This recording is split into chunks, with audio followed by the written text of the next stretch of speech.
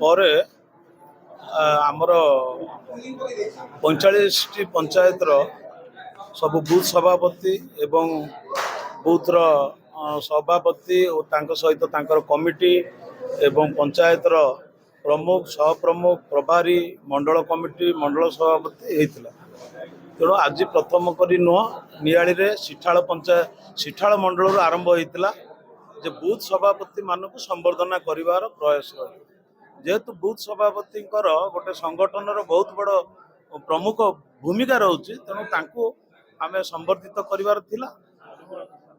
ସେହି ହିସାବରେ ସିଠାଳ ମଣ୍ଡଳ ପରେ ଆମର କଣ୍ଟାପଡ଼ା ମଣ୍ଡଳ ହେଇଥିଲା, ତାପରେ ମାଧବ ମଣ୍ଡଳ, ଆଜି ହେଉଛି ଗବସ୍ତ ମଣ୍ଡଳ।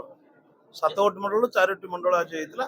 ସେହି ଅନୁସାରେ ଆମେ ଆଜି ବୁଥ ସଭାପତି ମାନଙ୍କୁ ଆମେ ସମସ୍ତଙ୍କୁ ସମ୍ବର୍ଦ୍ଧିତ କରୁ।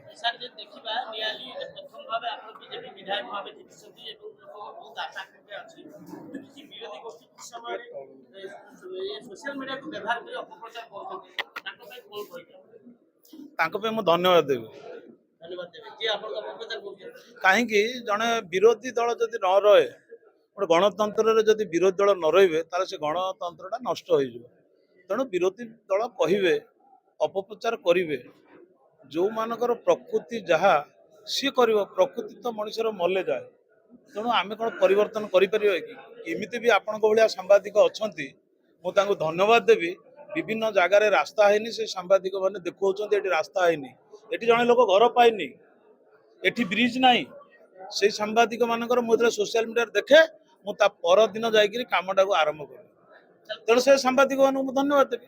କିନ୍ତୁ ମୋ ଅପପ୍ରଚାର କରୁଛନ୍ତି ବୋଲି ମୁଁ ତାଙ୍କୁ ବି ଧନ୍ୟବାଦ ଏଥିପାଇଁ ଦେଲି, ଯାହା ହଉ ମୋର କୋଉଠି କ'ଣ ଭୁଲ ଭଟକା ଥିବ ମୁଁ ବି ସୁଧାରିବି।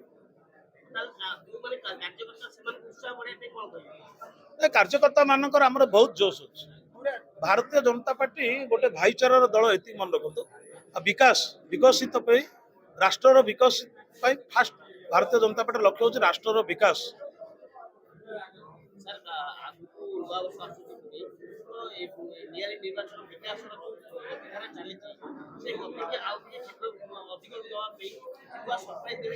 ଶୁଣନ୍ତୁ ଆଜ୍ଞା, 16 ମାସ ହେଇଛି, ଆପଣ ସାମ୍ବାଦିକ ଅଛନ୍ତି, ଆପଣ ନିଆଳି ନିର୍ବାଚନ କଭର କରନ୍ତୁ। ମୁଁ ନିଜକୁ କହିଲେ ଆପଣ କେବେ ଗର୍ବ କଲେ। ତେଣୁ 16 ମାସ ଭିତରେ କ'ଣ କ'ଣ ହେଇଛି ଆପଣ ଦେଖନ୍ତୁ, ତାପରେ ଆମେ କଥା ହବା। ସରପ୍ରାଇଜ ଟା ଆଗରୁ କହିଦେଲେ ତାର ଉତ୍ସାହ ରୁହେନି। କିନ୍ତୁ ଗୋଟେ ଦେଖନ୍ତୁ, ଆପଣଙ୍କର ମୋବାଇଲ ଭଲ ବି ଖରାପ। ମୋବାଇଲ ପାଇଁ ବି କ୍ରାଇମ ହଉଛି, ମୋବାଇଲ ପାଇଁ ବି ଲୋକ ବଞ୍ଚି ଯାଉଛନ୍ତି, ମୋବାଇଲ ପାଇଁ ଗୋଟେ ପରିବାର ସୁରକ୍ଷା ରହୁଛି, ମୋବାଇଲ ପାଇଁ ଗୋଟେ ସମାଜ ସୁରକ୍ଷା ରହୁଛି, ସେଇ ମୋବାଇଲ ପାଇଁ ଗୋଟେ ସମାଜ ବି ଧ୍ୱଂସ ହଉଛି। ତେଣୁ ପ୍ରତ୍ୟେକ ଜିନିଷର ଭଲ ଅଛି ମନ୍ଦ ଅଛି, ବ୍ୟବହାର କିଏ କୋଉ ଭଳିଆ କରିବ ସେଟା ତା ଉପରେ ଡିପେଣ୍ଡ କରୁଛି।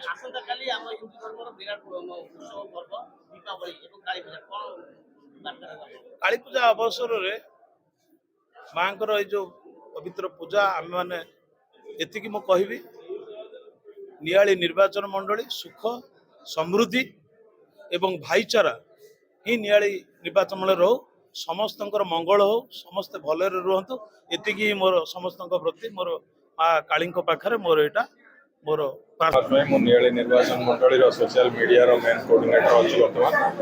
ଆଜି ଯେଉଁ କର୍ମଶାଳା ହେଇଥିଲା, ଏଥିରେ ଆମର ମାନ୍ୟବର ବିଧାୟକ ମାର୍ଗଦର୍ଶନ କଲେ ଏବଂ ଏ ଯେଉଁ କର୍ମଶାଳାରେ ଆତ୍ମନିର୍ଭର ଭାରତର ଆମର ନିଆଳି ନିର୍ବାଚନ ମଣ୍ଡଳୀରେ ଯେଉଁ 8ଗୋଟି ପଞ୍ଚାୟତ ରହିଛି ବାରଙ୍ଗରେ, ଏଠାରେ ଯେଉଁ କାର୍ଯ୍ୟକର୍ତ୍ତାମାନେ ଥିଲେ, ବହୁତ ସ୍ତରରୁ କାର୍ଯ୍ୟକର୍ତ୍ତାମାନେ ଆସିଥିଲେ, ସେମାନେ କେମିତି ନିଜକୁ ଆତ୍ମନିର୍ଭର କରିପାରିବେ, ନିଜେ ଦାୟିତ୍ୱ ନେଇ କେମିତି ଆଗକୁ ବଢ଼ିପାରିବେ, ତାରି ଉପରେ ଗୋଟେ କର୍ମଶାଳା ଥିଲା। ଏବଂ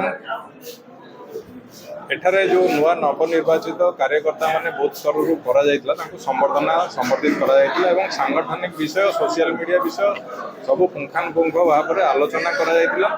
ସର୍ବଶେଷରେ ଆମ ମାନ୍ୟବର ବିଧାୟକ ନିଆଳି ନିର୍ବାଚନ ମଣ୍ଡଳୀର ପ୍ରତ୍ୟେକ ନାଗରିକମାନଙ୍କୁ ଦୀପାବଳି ଏବଂ କାଳୀ ପୂଜାର ଅଭିନନ୍ଦନ ଜଣାଇଥିଲେ।